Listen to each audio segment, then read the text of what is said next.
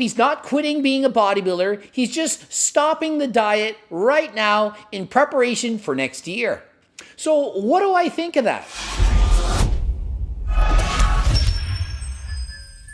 Coach Greg and hot off the press, Brandon Harding has decided he's pulling out of prep.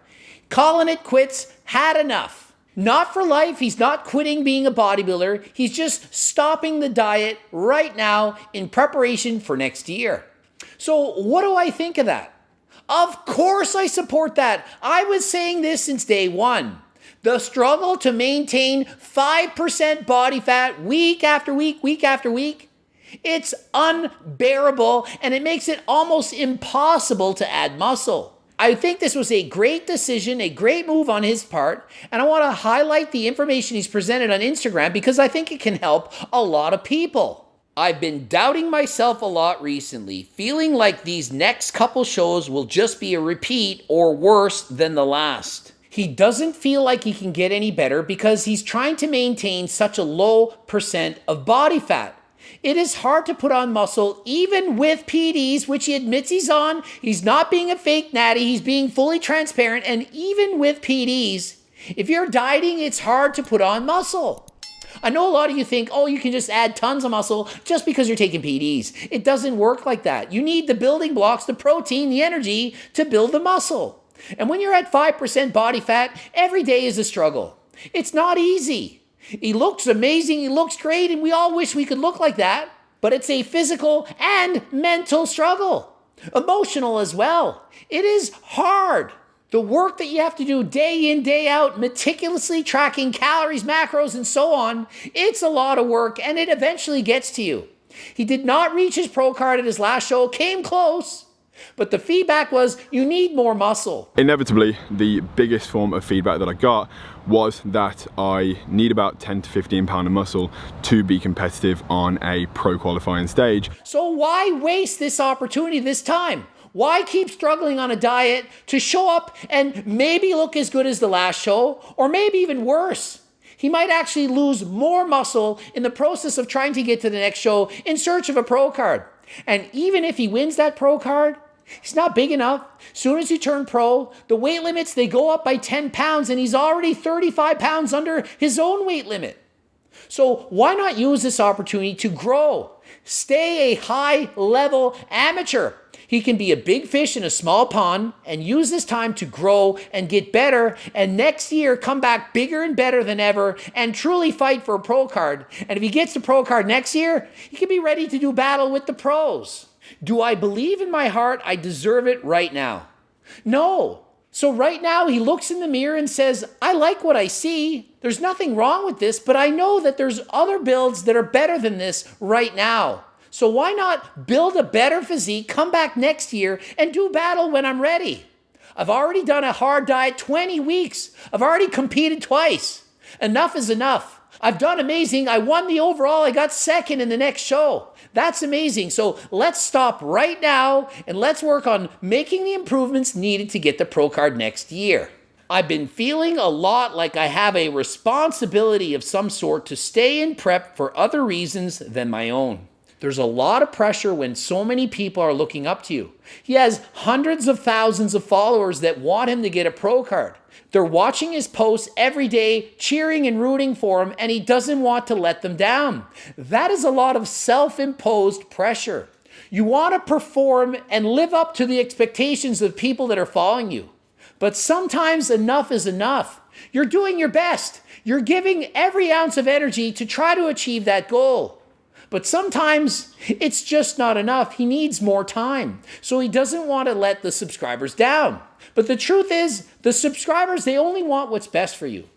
If you don't do the show, they're going to accept that. They know you're doing what's best for you. And if it takes another year, so be it. If it takes another 2 years, 3 years, doesn't matter. It doesn't matter! As long as they know you're happy and you're giving it your best, what more can someone ask for? I've spoke about doing 2 more shows because I truly wanted to. I love competing and experiencing things like we did over the last couple weeks. I'm just really struggling to find the willpower to carry on when my daily is filled with so much self-doubt, food-focused attitude, and dreaming about it being over one day. The day of the show, peak week, meeting other athletes, getting up on stage, it's exhilarating. It's so much fun. But there's also so much more suffering that goes on behind the scenes that you don't know about. Every single day, every meal, every morsel you put into your mouth, you're thinking about it. It can become overwhelming. A lot of people develop eating disorders from this. Body dysmorphia. These are real things, happens to approximately 25% of competitors. And imagine the highest level competitors probably happens even more. So you need to be careful. You need to balance the pros and the cons. You want to compete, it's fun, that time on stage is amazing, but the cons, the weeks of suffering that go on between shows, it can be too much sometimes. My worst experience of my life was competing between the Toronto Pro and the Vancouver Pro. It was 5 weeks apart. I was at my absolute best at the Toronto Pro. Best physique, all-time, leanest, biggest ever. I had to maintain that for 5 weeks. That was 5 weeks of torture. 5 weeks I'll never get back. It wasn't fun. Sure, I looked amazing, but every single day I felt like garbage. Sub 5% body fat for 5 weeks. And how did I do it the next show? Did worse. I couldn't repeat that look. It was too hard. Even though I was on PDs, it wasn't enough. And I didn't feel good. And is it healthy for me? Of course not. Abusing PDs is not healthy. You're better off shutting it down and getting your health in order. Making sure blood work comes back and seeing that you're not doing damage to your body. I'm making the decision to stop prep because I truly believe that it's what's best for me right now. I 100% agree. I even made videos about this in the past. I said I would advise him not to do the competition. Written posts, I've told him in private, I've said so. I believe it's not the best idea to continue pushing a prep when you're already that lean. I've spoken to my coach and he also understands and believes that we have a lot of work to do before we can be competitive on the pro qualifying stage. So his coach agrees, his coach sees you need to build muscle. You have amazing symmetry, your condition, it's unreal, but at 6'1", 195 pounds, we need more muscle. So why not put on that muscle right now? Why continue to diet at 5% body fat when it's so difficult to put on muscle when we could eat more, get into a calorie surplus, and begin to put on muscle right away? And what should he do in his off season? I've already said this before, but let's look at his last post. Maintaining around 18% body fat is a place that I'm quite happy to live in. Sticking to the plan, but also being able to enjoy some off-plan meals as well. So he shows a comparison photo of which he's happy in both photos. He's not trying to say, I don't look good on the left, I look good on the right. He's saying both photos look good. So don't get me wrong, I'm not suggesting he has body dysmorphia. He's perfectly happy and thinks that 18% body fat on him looks great, which it does. However, if we take 18% of 232 pounds and consider he's down to 5%, that's 13% fat that he's lost. So taking into account he lost 13% body fat, it's about 30 pounds, 232 minus 30, that's 202, and 7 pounds of water, that puts him at his stage shredded 5%, 195 pounds. So what that tells me is during the 20-week diet, he gained 0 pounds of muscle while on PDs, with higher levels of PDs approaching the end. So my personal advice, and I'm not his coach, I'm just giving advice, my 5 cents worth, is that rather than holding 18% body fat, I'd rather see him try to maintain 12 to 15% in the off season. Why? Why should he do that? He's saying he's happy, can have off meal plans at 18%. The reason is he can still have off meal plans at 12 to 15%. Compared to 5%, do you know just how much more food this man will be able to eat?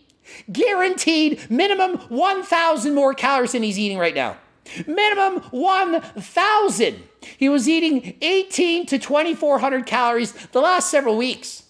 He could go up to 3,000 plus calories. When I was coaching, he was eating 3,500 calories a day, put on 15 pounds of muscle in a couple months. Don't believe me? Ask him. My advice is to maintain a slightly lower body fat percentage, 12 to 15 rather than 18. That will still allow him to have off-meal plans. He can eat the foods he wants, still be in a surplus, still feel good, still have energy, still put on the muscle. And he won't have to diet as long when it comes to dieting next year. He'll be able to do a shorter diet with more calories. Shorter diet, more calories, he will maintain or put on more muscle during the diet than he did this year.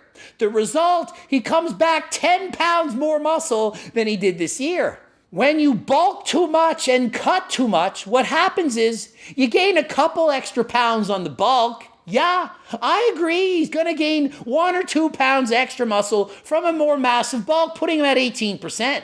But then you have to drastically restrict those calories. You can debate me if you want. 18 to 2,400 calories. Is that a lot for a guy who's 6'1" and over 200 pounds doing a lot of cardio and training every day? Is it? That's why I say to main gain.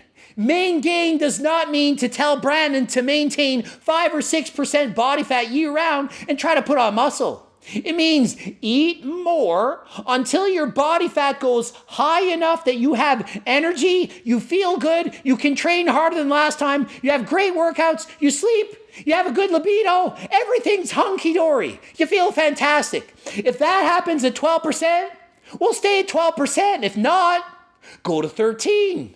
If it's still not, 14. If it's still not, 15. But once you get to that percent where you feel amazing, there is no reason to then bulk from there. So my opinion, probably between 12 and 15% for Brandon, that's going to happen. Everyone's different. Might be 10% for you, might be 20% for you. Everybody's genetics are different. You will not know till you try it.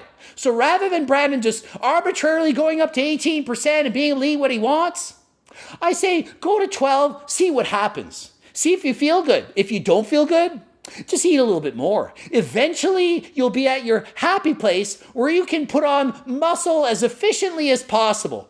I don't believe Brandon needs to get up to 18%. I don't believe that it's in Brandon's genetics that he needs to be at a higher percent body fat than 15 to gain muscle. I just don't believe it. I've never seen Brandon as someone that needs to have a high percentage of body fat to feel good. So that is my own personal belief. It's what I think, and that's just my own personal opinion. I think that's where he needs to be. He and his coach can use it, not use it. It doesn't matter. It doesn't matter. If he wants to be 18%, he can be 18%. I don't think he needs to. Decide what you will. Let me know in the comment section. Do you think 12 to 15 is better or worse? Is 18 the ideal? What should he be? Maybe he should be 10%. What do you want him to be? Let me know. I'd be interested to read because most people seem to say, oh, Coach Greg doesn't know what he's talking about. Main gaining's wrong, won't build muscle. Have you watched my videos on main gaining? All of them. Do you agree, disagree? What do you think about my opinion on Brandon Harding? Let me know in the comments section. And let's see, do you think he'll get his pro card next year? I think he's going to do it. Let me know. Ending it here. GregDoucette.com for coaching. Greg Doucette IB Pro. The bloops. Watch at least one of those. Don't forget to get my freaking cookbook. You know you want it. Gonna help you to lose weight. And Brandon, you can eat from the cookbook all the time year round, eating delicious foods. You can eat off meal plans because every freaking recipe in the cookbook's amazing. So get it and try it. Don't forget you can hire me and my team for coaching. And until next time, I am out.